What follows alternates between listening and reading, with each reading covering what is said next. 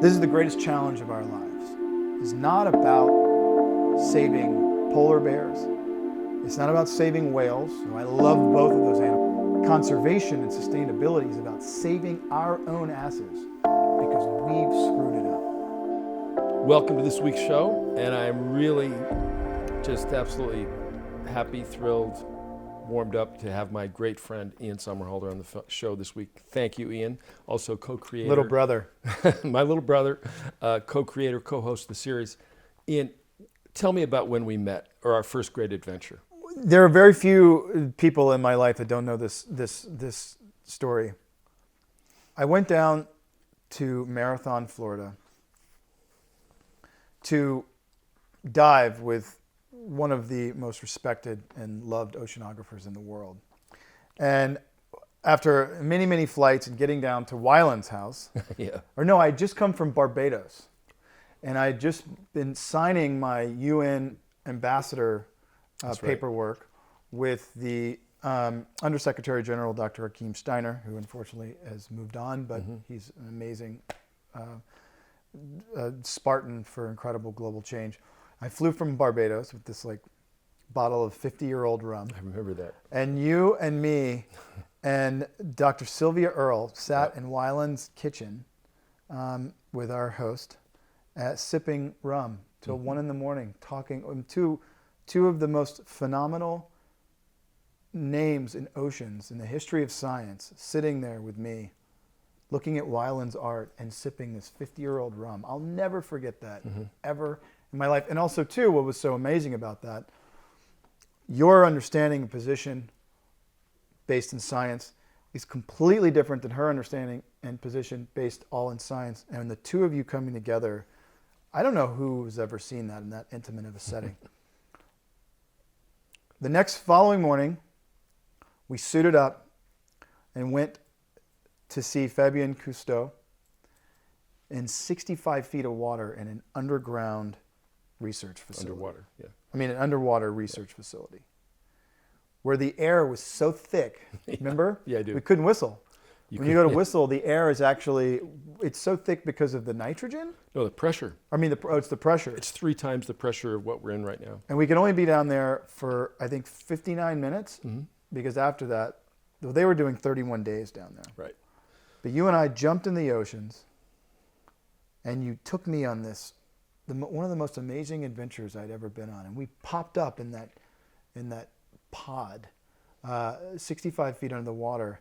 And you told me to take off my regulator, which when you're in that kind of water, I did. And it's almost like you're in an outer body experience, yet you've never been more present, because when you realize that above you is 60 feet of ocean water, and you're there with this group of scientists that are only there to make the world and our understanding of the oceans a better place. We were there together, and experiencing that with you solidified our relationship. It was a shame that we could only be down there for 59 minutes.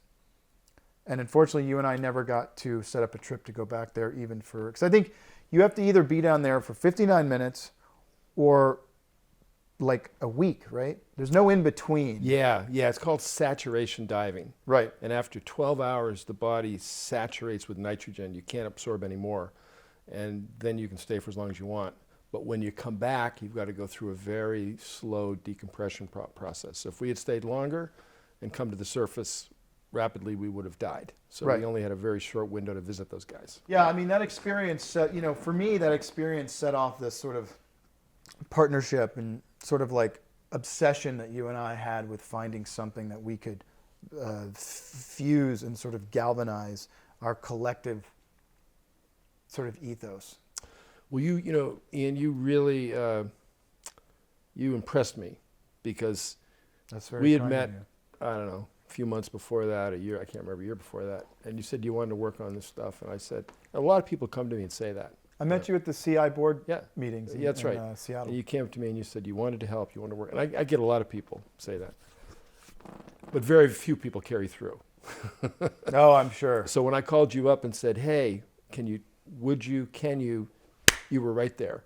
Yeah, and you you boosted the popularity of that mission. You brought the ocean to many thousands of people more that wouldn't have gotten it. That was fun. And you did a challenging dive. You know, it was quite a remarkable dive. So thank you for that. Thank you. And so we started our friendship, which has become like the most important part for me, but also our professional work to save the oceans together. That was it. It was almost like a baptism, wasn't it? Yeah. It was our baptism. Yeah, that's a hell of a baptism.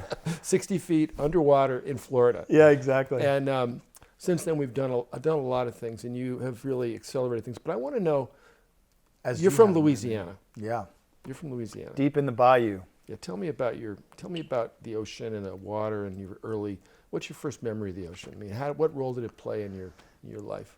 Well, you know, it's funny. First and foremost, I'll also never forget that. So thank you. I'll never forget what you just said. This is what we're supposed to be doing. Mm-hmm.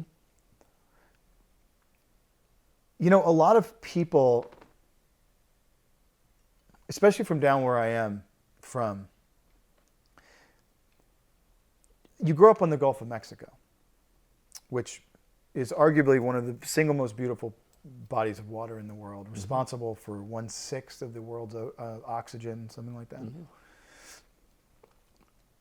It's muddy, it's murky, it's very shallow, there's thousands of little islands everywhere, but where I grew up was on Lake Pontchartrain that empties out into what is basically, there's 2 passes that open up into a smaller lake, which is Lake Catherine, that open up into Lake Bourne, which basically, they're not really lakes because they're not landlocked. Lake Bourne effectively is the Gulf of Mexico. I grew up on 35,000 acres of virgin marsh. My poor mother, our backyard was a 4 or 5 foot path of oyster shells and then bayou. No fence, no nothing. You imagine raising 3 kids with no protection of them falling in the water. But we grew up safe and we grew up happy. We had very little means by, governmental social standards. We were absolutely at the poverty line. You were, yeah. Oh, beyond. Wow. But in Louisiana, in those areas, you can be at the poverty line and you can live the richest life in the world because all of the shrimp, Louisiana blue crab, the speckled trout, the redfish, the amberjack, the freshwater bass, everything comes out of the water. So from the get-go, you recognize the balance of where your food comes from. And then all my families, my uncles and dad and everyone, when we were kids, they were all hunters. So all the ducks and geese and all the wild animals were harvested for food, and everything was eaten. So was the ocean almost like your refrigerator? It was our source of life. You go to the ocean instead of the refrigerator for your food. It was the source of life. Yeah. And in the 80s, when I was a kid, Lake Pontchartrain, this is, again, we're always going to keep this positive, but these are the things you think about when you say, mankind is literally insane. When I was young, Lake Pontchartrain was a dying lake because they dredged the lake over and over again. They dredged it for shells, all sorts of stuff. When you dredge, you effectively completely destroy the ecosystem. And I want to say, and you would correct me on this because you are the science master, an area in the oceans, I think a year, half the size of Texas is basically dredged a year around the world. Yep. Growing up in that respect, where my parents, both my father and my mother, we understood the balance of life. So what you take, you have to give back, right? That's why there's certain seasons of certain types of fish, and there are limits, and you can't keep certain fish a certain size. There's respect for how things reproduce, and if you take too much, they're gone. Look at, say, orange roughy, right? Yeah. Orange roughy, I think, don't mature to sexual maturity until they're 25 or something, Yeah. And they lived to about Well, 120, maybe a little 125 bit, a years. little bit older than that. Yeah, and they Right. lived to be over 100 years old. Right. So if you're, Maybe the oldest one to 220 years, I think, oldest. Yeah. there you go. That's when we were fighting for our independence. Right. That's right. So if you take orange roughy at 5 or 10 years old, before they're sexually mature, we're effectively just decimating populations. We didn't do that in Louisiana. You mean you actually grew up with a conservation ethos, or not conservation, but a sustainability ethos? The ethos, the idea of sustainability was not even an idea. It Yeah. was an ethos. It was a mandate. Okay. Because without balance, you had no, well, the idea is you had no sustenance. Yeah. So food security is the ultimate reason to conserve. That's right. But if you look at it in the world sphere now in 2019, whoa. Yeah.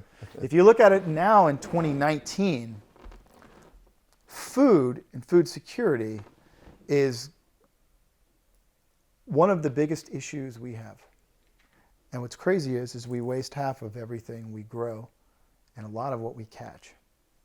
So I am grateful to grow up not having had a silver spoon in my mouth, but have grown up with my feet in the mud in Louisiana and I'm so thankful to both my mother and my father for instilling that in us, which is our job together today and every day, which is to instill that in the young people going forward. You know, I feel like I'm talking to You know what I mean? an indigenous cultural person. You know, and you and I have mutual friends and contacts, and you know a lot of the work that I do was indigenous cultures that have lived for many thousands of years, and they have this relationship, they have the knowledge. But it's never struck me before. You're talking like an indigenous person, and we're all that's indigenous. interesting. We're all indigenous, right? But you're talking about a childhood where you were actually tuned in to the ocean, to the ecosystem.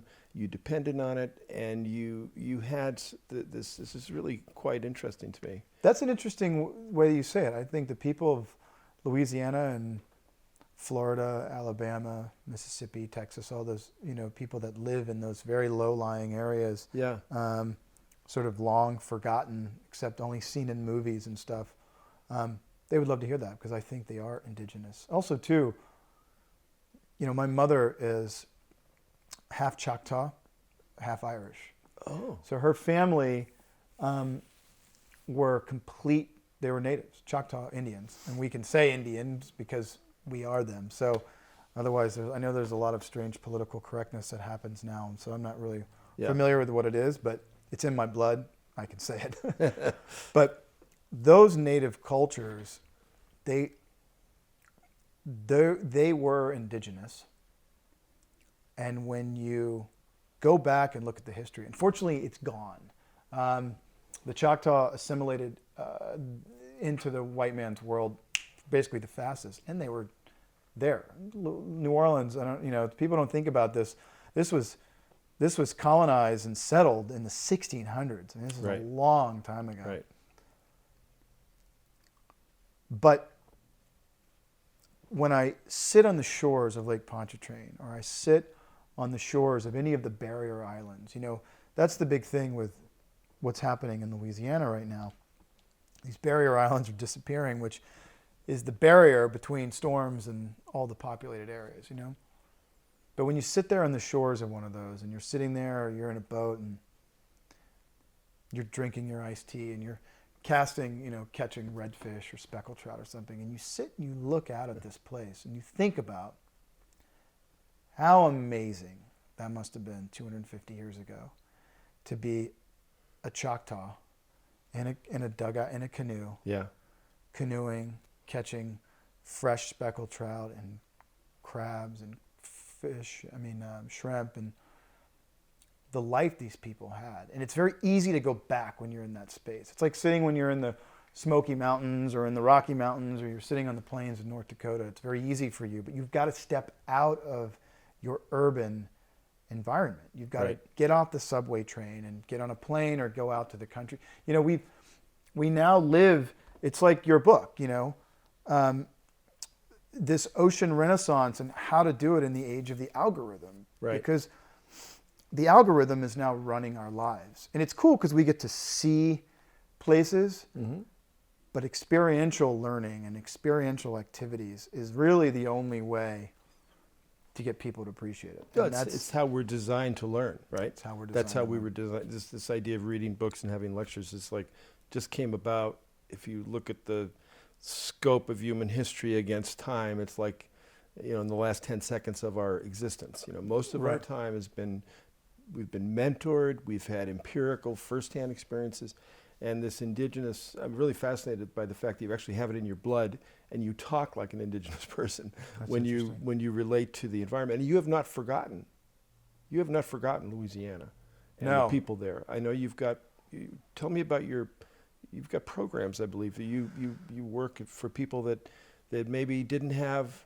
that maybe were like you, didn't have doors open to them easily, come from well, you used the word poverty background. And what do you do? How have you, I know you've been giving back. You've got a heart, as big as Mars, and you really for the planet. Meaning it's far away or it's undiscovered? No, it's big. Jupiter. No, I mean, listen, this is this thing that we're all now working toward, which is what we were just talking about with Kiribati and all these islands in the Pacific and South Pacific, actually all over the world. But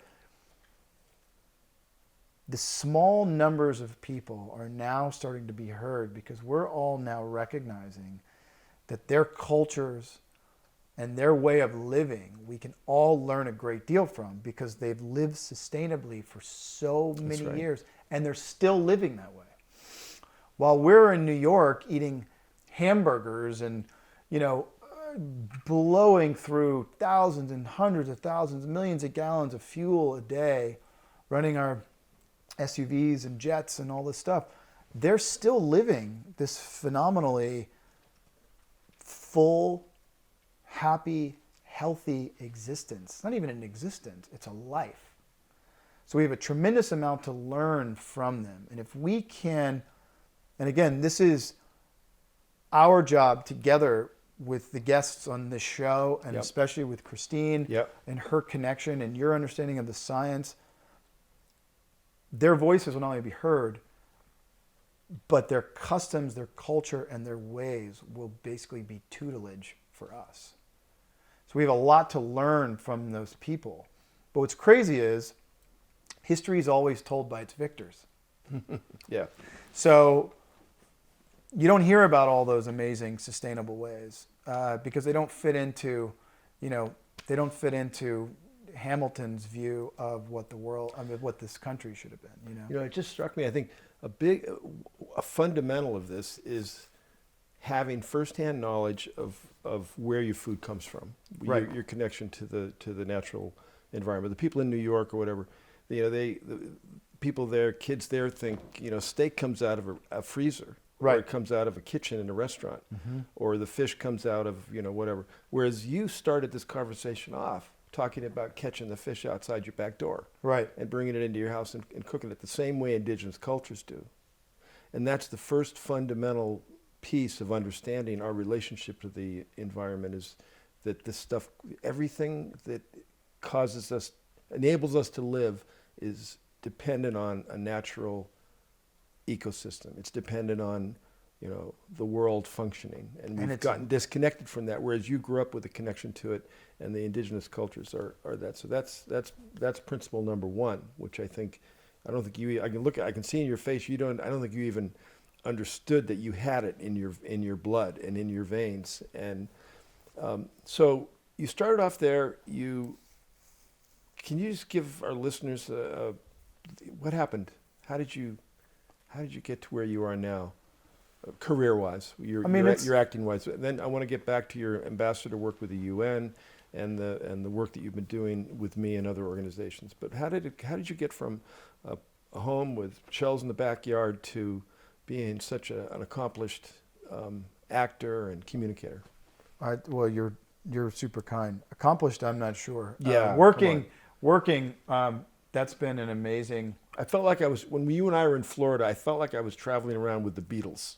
There was Wherever we went, there'd be a crowd would form That was outside. pretty. That was a pretty wild time. I mean, that's the thing. Media is amazing, but it all comes down to one thing, which is what we're talking about here. Story. Storytellers, since the beginning of time, whether they were the elders or the shamans, story is what kept culture alive. It's also what allowed and enabled progressive thought, safety, security, intellect, customs, whatever it may be. Stories are how that worked. I mean, story was what kept that alive. That's right. We're now telling stories after story after story after story with these cameras. The reason it felt like we had sort of transported back to the 60s was to the Beatles, which is effectively the resonating storylines the storylines that resonated with the hearts and minds of people. Because when you break it down, Vampire Diaries was a teen vampire soap opera. I mean, at the end of the day, let's be really honest. Yeah. And Lost. And Lost. Yeah. Lost was in a very different spectrum. That was your breakout. But yes, it was, and yeah. it actually happened to be in Hawaii. Yeah. And Hawaii is one of those places that it wasn't, obviously it's tropical and beautiful, but it wasn't too dissimilar to growing up in Louisiana. Because your feet were in the sand, in the mud, you really were experiencing life in a natural environment. But that disconnect you're talking about, Yeah. we aim to bridge that gap, right? Yes. We want to bridge that gap between the disconnect of someone eating a hamburger in New York City to someone who's actually cattle ranching in Texas, and what it means to. So when I was a kid, and also too, we've become in the political correctness of the world, people tend to be very angry about people who are harvesting or catching fish or eating, animals out of the sea or the sky or the land. And I have a very interesting conversation with these people sometimes, when, I used to say my family, unfortunately, when I was a kid, a lot of my family, my grandparents had a farm, but a lot of my family, they hunted their food because it was actually their food. Yeah. They shot a deer or two or three, and then they carved them up, packaged them, and put them in a freezer, and that's what they ate for the whole family. I'm talking like anywhere between 3 to 10 people would eat from, say, October to the next October. Yeah. And people would get so up in arms about that. And I'd say, let me ask you a question. Do you eat meat? Do you eat hamburgers or anything? Oh, yeah, I love steak. You go, so it just shows me the disconnect that you have, that you can go to a restaurant or, say, in New York City, into a Whole Foods and purchase a piece of meat and not think that came from an actual animal, or buy a thing of salmon or Dover sole or tuna and not think that comes from an animal. You're eating an animal. Yeah. So we found this crazy place where we are animals consuming other animals at a great disadvantage to our planet, which we're all freaking out about. And yet we're so distant from where these two spaces are. Yeah. And I'm excited and hopeful. That's the thing. This isn't all doom and gloom. I am hopeful. And so when we felt like we were experiencing and witnessing what the Beatles maybe had gone through, was because of story. Yeah. These people, these stories resonated in their hearts of these characters. That's what's fascinating, and it's taken me on this now. Vampire Diaries I booked Vampire Diaries in February of 2009, so it's 10 years. Yeah.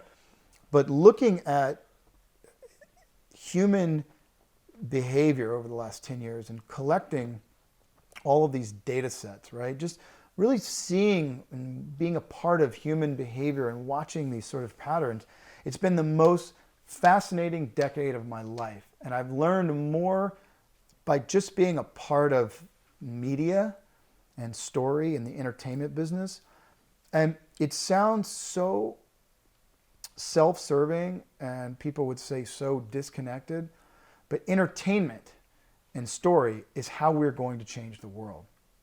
You are absolutely right. And I remember another late night drinking rum with Harrison Ford, you and I. Now, Harrison is a friend of ours and has done Harrison's a lot an of work amazing man. in this area of communication and conservation. I remember him putting his hand on your shoulder and saying, Ian, it's up to you now. Yeah. Now, he wasn't like, Harrison's still very active and everything, but Harrison's really active. But he was looking at you as the next crop of famous actors that also has an ethic of let's get it right. And Harrison's all about story too. Yeah. That's well, the first Harrison's thing. one of the most recognizable faces in the world, who's entertained us for decades now. What Harrison was saying to me in that moment, Yeah, that's another moment I'll never forget. me too. He said, I need to pass you the torch. That was what he said. That's right. Meaning, can you take this baton and this relay? Harrison was basically saying, I have gone so hard and so fast into this, and I really feel like we've made real progress, but I need to pass this torch to you now. Can you carry it? And I said, with absolute conviction, steadfast conviction, I looked at him and I said, absolutely. Now, what I didn't recognize or know that I was going to do was, rather than just take the baton from Harrison and run with it under the umbrella of CI, I went and started the Somerhalder Foundation out of sheer, actually, anger because of what happened. And people always say, why did you start this? You know, it is a trippy thing, and this is going to sound really controversial, and I'm going to sound kind of like an asshole for saying it, or ungrateful. If you ever want to change the world, Yeah. don't start a nonprofit. Start a for-profit Yeah. that feeds the nonprofit or the necessary nonprofit Yeah. initiatives. Couldn't agree with you. Not more. even initiatives. Screw initiatives. Initiative just means it's a thought. Fund the action of an organization, but through a for-profit. I couldn't agree with you more. And I learned that the hard way and in Yeah. a very expensive way. And I learned that in Washington. And you know who taught me that? Who? This guy very few people know. His name's Barack Obama. And another guy who went on to become one of the leading energy envoys in the world is a guy named Amos Hochstein, who is a very dear brother of mine and was a board member of ISF, but had to leave to go work for Secretary Clinton at the time as the Undersecretary, General Secretary of International Energy Security, which is an insane job. But those two guys reminded me, while it's amazing to work in the nonprofit sphere, you're just going to be an island unto yourself. That's right. Because there's only so much of a resource pool as far as financing that you can get. That's So right. rather than people collaborating and saying, let's share all the money that we're getting, nope, you shut your doors. Now you write grants, which is great, but you're insular in your mission, and I do call it a mission to raise money, because raising money is a literal mission. You mean you're like SEAL Team 6, you know what I mean? You've got Yep. to go in and you've got to extract funds. So it's been the most phenomenal lesson, but going back to it, story. What is the story? The most successful companies were built on story. That's right. The most successful television shows are built on story. That's right. The most successful albums are built on story. Therefore, the ocean renaissance and like you put it, which is so brilliant, in the age of the algorithm, is going to be about us building story around the greatest fight of our lives. And when we were shooting Years of Living Dangerously, James Cameron, I quote him all the time, and I said this to him a million times, how grateful I am for him bringing this up. This is the greatest challenge of our lives. This is the greatest story of our lives. Climate disruption in regards to ocean or land or air is not about saving polar bears. It's not about saving whales, though I love both of those animals. It's about saving our own asses. Yeah. Conservation and sustainability is about saving our own asses because we've screwed it up. Yeah, It's crazy. The story, it sounds simple, but it is simple, but it's fundamentally important. And when, Harrison was involved when I was working at Conservation National, he was on the board, and kind of the ocean was kind of his little his program. Right. And the first time that I put out our ocean strategy to him, which laid out, the problems with the ocean acidification, overfishing, habitat destruction, then the solution sets and all that, I was all excited about it. And he said, Greg, this is great. He said, but what's the story? Yeah, exactly. Exactly. And that's when I understood. And that takes us back to the campfire of 100,000 years ago. That's how we're made to operate. We're made to tell stories that get people's attention, have a beginning, have a middle, have an end. And, that's really, I think, the challenge of our time, especially with back to the algorithm, with this massive amount of information that's now just flooding our minds and our airways. We need to isolate, find the stories that will communicate with people. Because everybody, in my experience, and I don't know about you, but I find, with the exception of people that are really just fundamentally bad people, most people want to do the right thing if they only knew what it was. Right. And it didn't cost them much money. And it doesn't cost them, much money. Yeah, or any money. Or any money, that's right. Right. So, communicating that, I think, is what you excel at and what you have a platform for now. Or not now, but you've had it for a while, and you've been executing it for a while. Another thing about you is you're the real deal in terms of, I deal with a lot of celebrities, a lot of people that are high profile, and it's only a select few that actually are willing to do the work, to go on that dive like you did down into the habitat and promote that, to spend the time that you're doing with me now, to be the co-creator of this podcast series. Now, you're also your credentials include the UN Ambassador for Biodiversity, right? Or what? Environment. Environment. UN Ambassador. UNEP. Yeah. Congratulations on that. That's not easy to get. Thanks, man.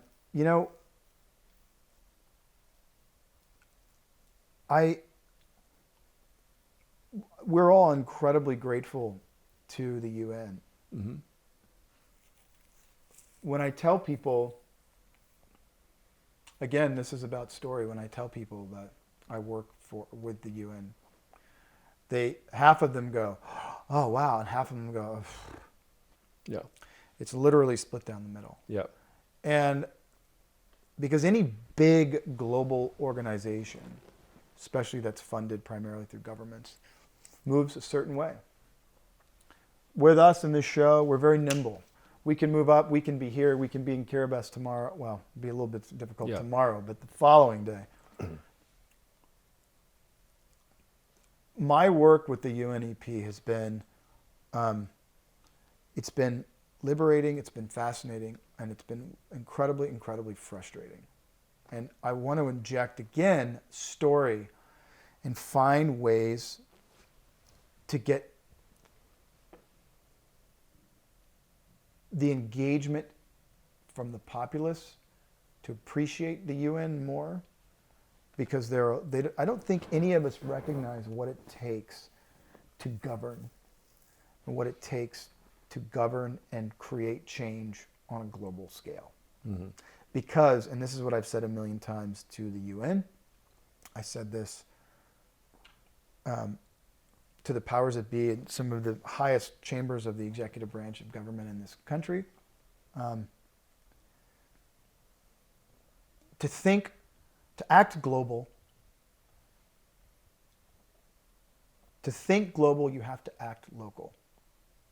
Grammatically, that's not correct, because locally would be the adverb you would use. But to think globally, you have to act locally, right? You have to. Therein lies a massive strategic issue, Because if you govern from here, technically you have governance over the local. But local doesn't always want to just listen to the big kahuna. Yep. So how do we empower communities, I mean every community, to have that star storyteller activist, right? Not even activist, because you want a doist, right? The doist, the one that gets things going. Well, education's a big one. But that education has to, and I'm looping this back around to exactly what we were talking about, that education has to come from one place. It's not books, it's not lectures. Right. It's experience. It's experience. That's the best. So how do we build sustainable financial revenue models that get young people into experiential learning programs that just are going to just come out of the thin air?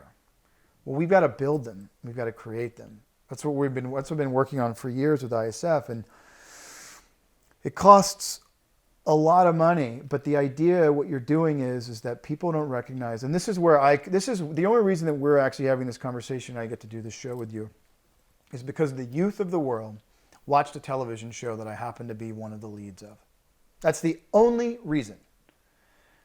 It's not because I can. You were the star of the show. It's not because I can speak well or I've traveled around the world. I was on television, man. That's why we're having this conversation. Young people. The brilliance of that, why I'm so grateful for that, is what I learned was, because we always talk about natural resources, right?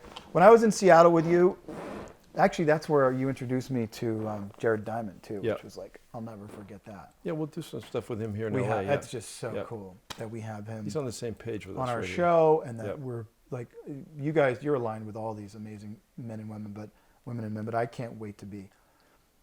When you guys developed the Healthy Ocean Index, right? Right. It was amazing. And Harrison's right. Where's the story? How do you get that into the story? Right? You know, there's three things that are coming out of this, Ian, and this is really what I like about the conversation, is that I'm learning, you and I talk all the time, but I'm learning through this podcast talk, three things. Story, really critically important. Second thing is business and nonprofit and for-profit. You know, there's been a transformation in the business thinking in the world, and it's called, impact companies. Impact investing. Well, yeah, I guess there's two things. One's impact, which is a company that's like, the activity of the company is good for the planet and it makes money, right? And that's like a perpetual energy machine. Right. If you're making money and it's good for the planet, man, it's going to just keep going, right? So that's it's a new genre, really. And then the big boys that have been around for a long time are all changing and they're they're because of consumer behavior and consumer demand. Right. So there's this shift now, and I'm starting to go to these events now for impact companies that resemble a nonprofit conservation fundraisers.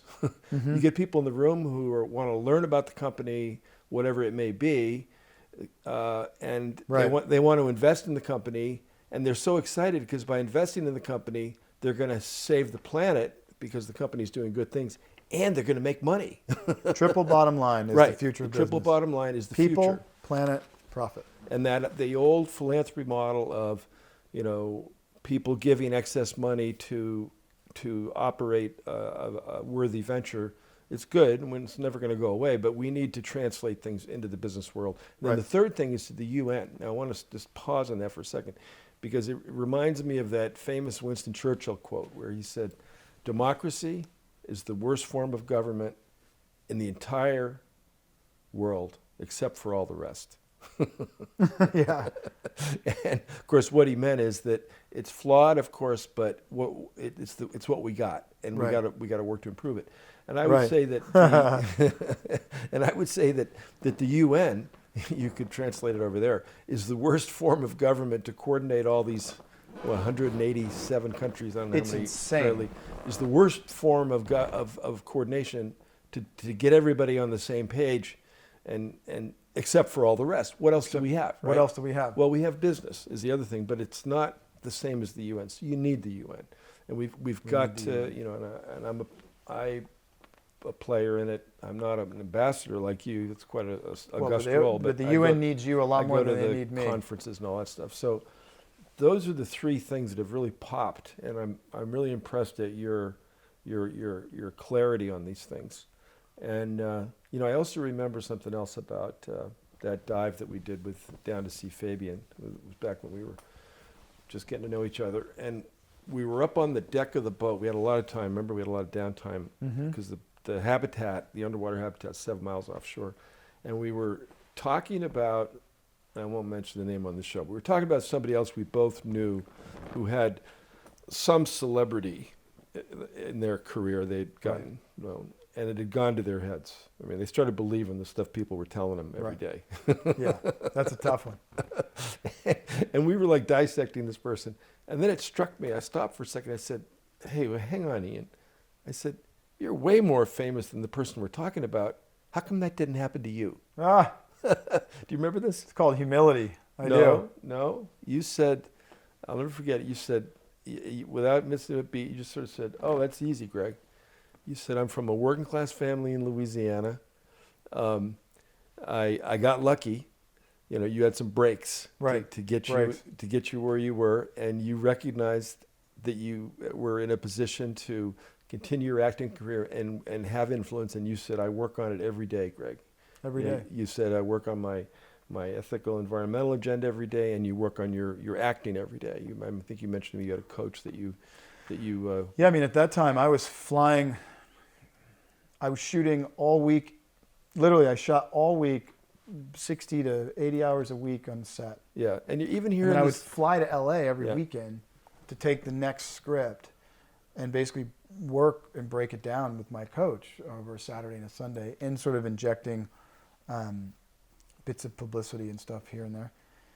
And I was being a good consumer for sure. I was burning through more carbon than I could ever. I mean, I was doing about 90 flights a year, about 80 commercial and about 10 private a year. And that level of, let's call it, movement, it was dizzying, but I didn't know another way to make a total commitment to both the activism, environmental side, and recognizing that without the success and story and I guess doing this story well, not only if you're going to do something, do it 110%, but how do you find two things that you can't live without that both have to have 110%? Well, the reality of it is that's where the old adage of burning the candle at both ends comes from. And when you're 30, you know, I did this between 30 to 38. You can do it in your 30s. Yeah. I'm 40 now. I can't do it from 40 to 48. Yeah. I've got a child. I'm going to have more kids in my life, but your body can't physically take it. And I'm glad I hit it hard at that moment. And now it's about taking that foundation, and I don't mean the literal foundation. I mean the foundation that you and I have built, and now building upon that. Yep. What we hopefully can put together between the public, the governing bodies of the world, the UN, and the corporations that are going to fund this through sustainable consumer and regenerative. Yep. Regenerative farming on land and regenerative aqua farming in the sea can change the world. Not only can they drive the world's financial markets, but they can drive the largest renaissance and regeneration of our great resources in the history of the world. Because at this point where we've gotten to, and you and I have talked about this ad nauseum, the most conservative estimates right now, right? So we're looking at, in the next 50 years, 36% of all species on Earth will be extinct. And that's the conservative estimates, right? Mm-hmm. Even at 36%, and a lot of scientists say it's actually more like 50. If almost half of all species will be extinct in 50 years, then it'll be the greatest mass extinction since the dinosaurs 65 million years ago. So this generation is technically generation extinction. This is the generation that can literally stand in front of this train and slow it down or stop it completely, or they can watch it go by. And we will literally, in our lifetime, watch the greatest mass extinction since the dinosaurs. That is not acceptable. That's not an acceptable story that I want to hear. So I say we write the fucking script that changes that. And that's what I'm so excited to do. But in the times where my wife and my baby are sleeping and it's 11 o'clock at night and I know this kid's going to get us up at 6, I'm sitting there trying to write this story. But you know, again, and I say this over and over and over and over again, because I was on a TV show, a lot of young people watched it. And what governments, corporations know this, but governments, educators, nonprofits, they don't recognize one thing. And all the high net worth individuals, they don't recognize one important thing. When you want to talk about resources, our greatest untapped natural resource in the world is kids. That's right. That's absolutely right. And why we wouldn't invest in their future. I don't mean a little bit here and there. Why we wouldn't invest in getting together the greatest, most philanthropic, smartest, high net worth people in the world and those corporations to build experiential learning facilities for young people. Because when you do that, you build smart, educated, compassionate, reverent, grateful consumers. And an empowered consumer. And voters. And voters. Yeah. Empowered consumers change the face of business and therefore will change the face of climate disruption. Period. End of story. End of story. That's literally what it is.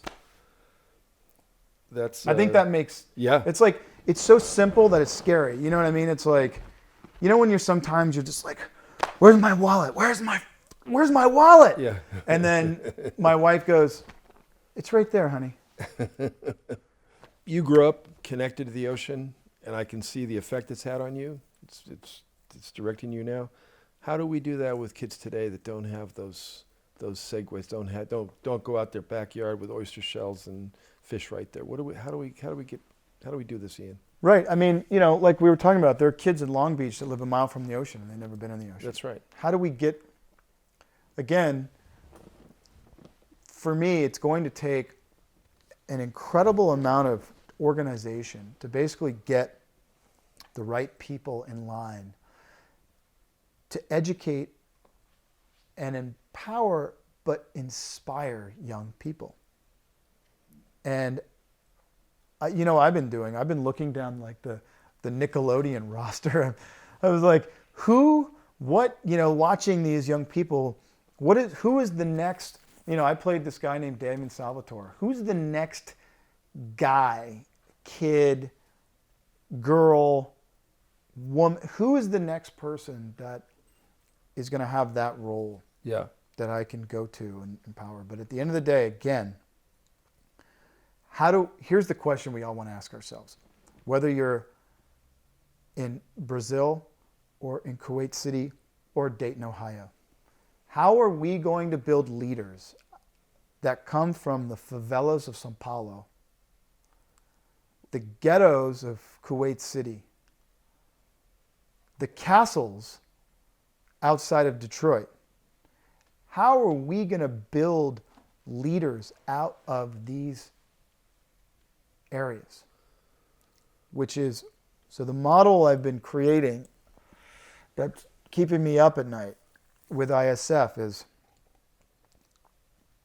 I went home and I just bought a shit ton of property all over. My wife buys property that makes us money. I buy property that costs us money. I bought about a little over a mile, 5,800 feet of this meandering, beautiful bayou that I grew up on.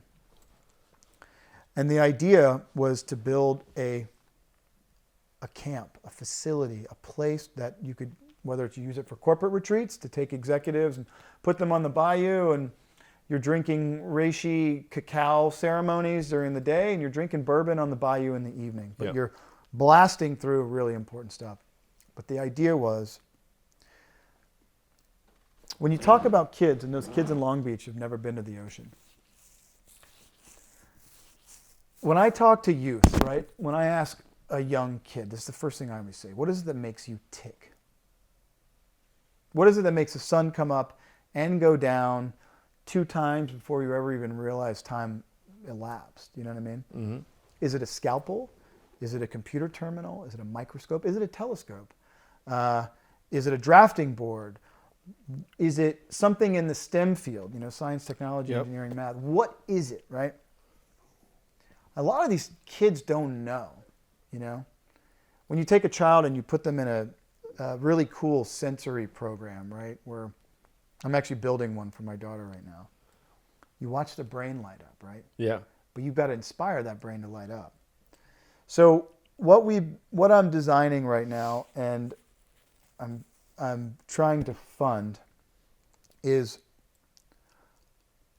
a building that is an epicenter of brain excitement and inspiration.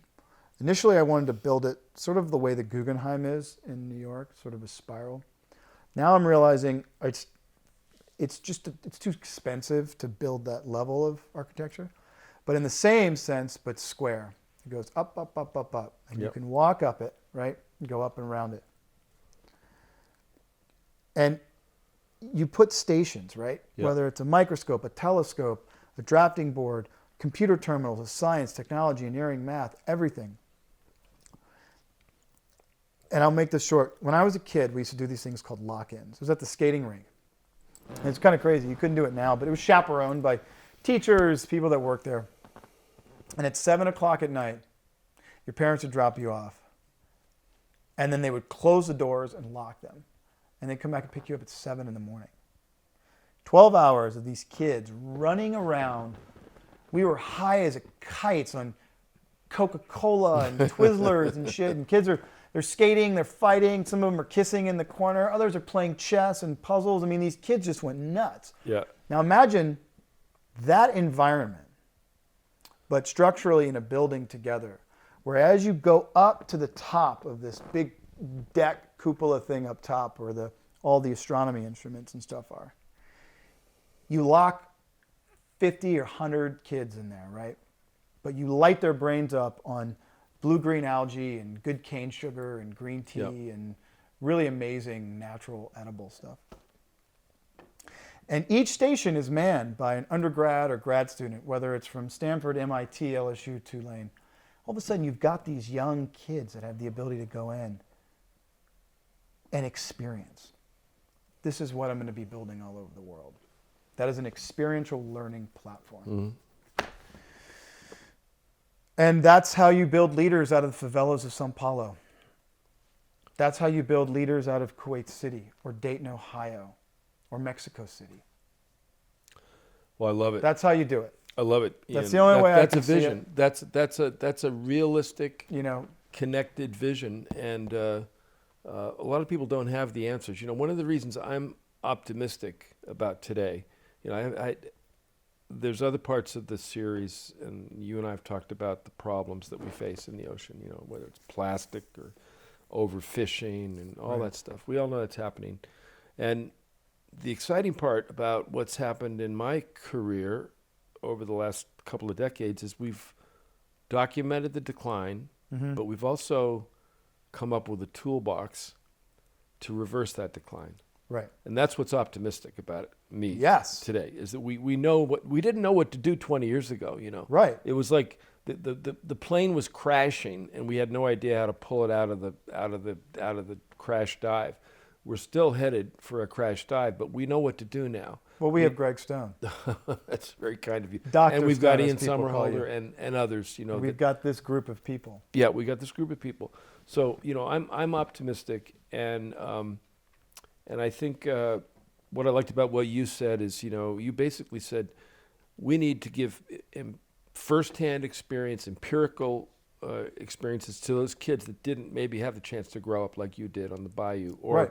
like How do we Christine give did them on an that? atoll, or Right. others, And I had, I grew up in Boston, right? And I started swimming in the ocean at Nantasket Beach when I was 7 years old.